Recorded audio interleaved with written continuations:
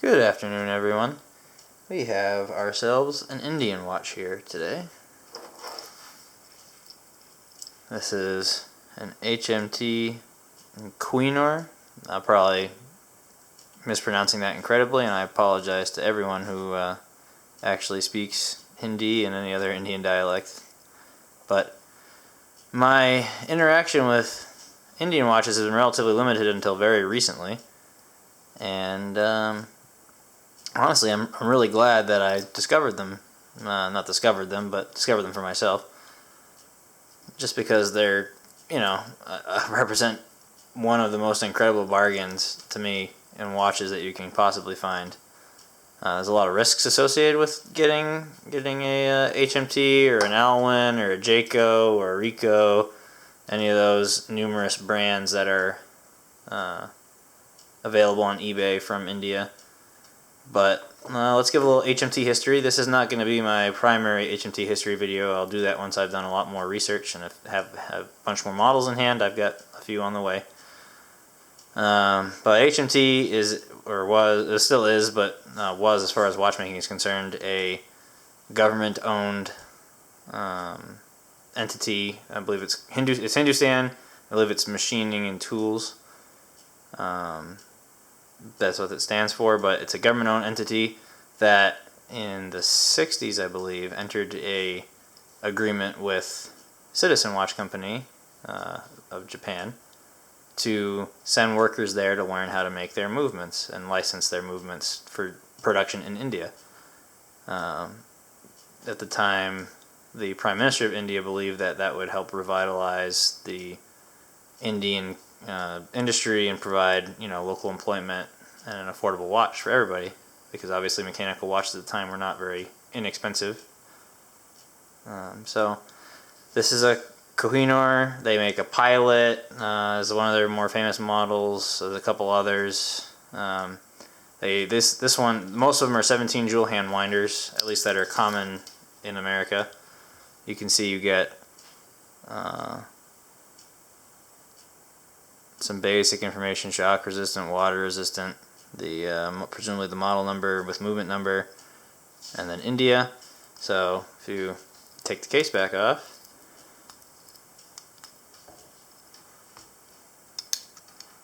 you get a very nice, simple, reliable, citizen-based 17 jewel hand winder. And it keeps excellent time. It's got a nice little plastic movement ring in there. It's certainly nothing to write home about as far as pure aesthetic quality, but hand winders are incredibly reliable and bulletproof, and this one's no exception. It runs very, very well with the minimum of service. And I mean, the cool part about these watches is, depending on the brand and where you get it from, you definitely have to do some hunting to find a reliable seller. The term "you buy the seller" is especially the case when watches like this. But if you can find one that's a reputable seller that's willing to sell it to you at a decent price, you can get these watches pretty much all day. Shipped from India for, in the cases of the more popular models, under $50, but in most cases under $20, which it's incredible, and I can't even imagine. Can you imagine being able to get a Japanese watch at that price? It's just incredible.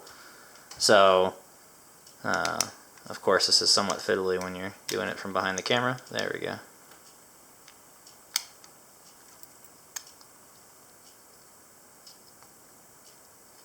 There it is. Right, so no date on this one. They have date, they have day date, they have every possible thing you can imagine. We'll get some basic specs on it. Alright, so we've got, they have bunches of colors of dials and everything. You have to be careful. Obviously, there's a lot of repainted dials coming out of India, which is not necessarily a problem if you're not looking for anything like especially authentic. You just want a good usable watch, because a lot of the repainted dials are decent. But 35.67 for this one, and then the teardrop case, you're getting about a 42 and change, 42 and a half.